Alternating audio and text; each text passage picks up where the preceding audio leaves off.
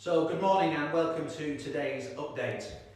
Yesterday's update, we had loads and loads of feedback about that. People really loved looking at the inside of church to see what it looks like at the minute. One person even got in touch to say that it reminded them of Annika Rice when she used to do treasure hunts, which is a bit disturbing, but there we go, each to their own. Today's message is basically to say that all the messages that we've been putting out are making a real difference. And because people are taking notice of all the official guidance, the early signs, and it is just early signs, is that this is making a huge difference. So all the stuff about washing your hands, staying at home, staying safe, social distancing, taking your exercise locally and not travelling out of the area, knowing where your kids are, all of this stuff is making a huge difference. And again, it is early days and the signs are only very, very early signals, but this is making a huge difference. So well done to everybody, and let's keep it going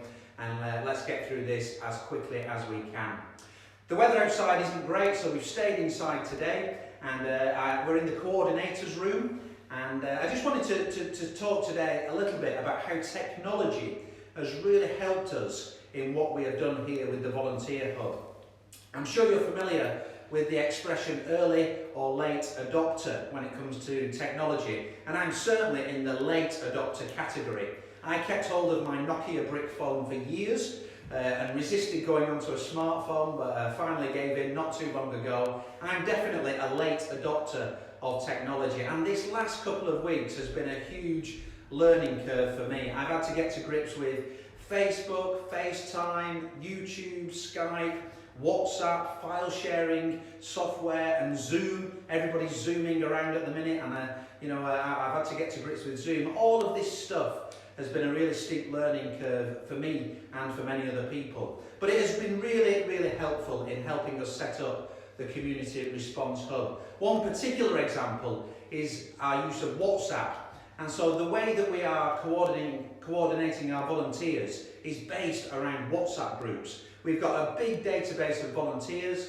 We've mapped them all onto our map on the wall. We've clustered them into geographic groups and created WhatsApp groups around those clusters. And what this means is that when we get a request for help, when that comes in, we simply look at the map, we see where the nearest volunteers are, and we can very, very quickly and very efficiently get people to go around and either assess what the need is or even respond to that need immediately. It means we're not asking people to get in their cars and travel big distances and go right across the city. WhatsApp has enabled us to do this in a really smart and efficient way. So even though I'm a late adopter of technology, I have come to see some of its benefits, and we couldn't have done what we've done here without some of that. So whether you're an early adopter or a late adopter, let's try and embrace new ways of doing things and be really creative and positive about embracing new technologies.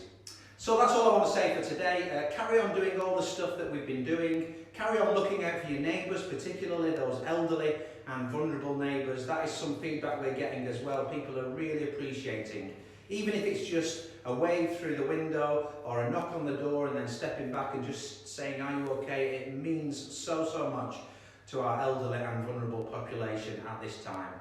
I'll be back again tomorrow. Until then, stay safe, and may God's love, God's peace and God's blessing be with you and your families at this time. See you tomorrow.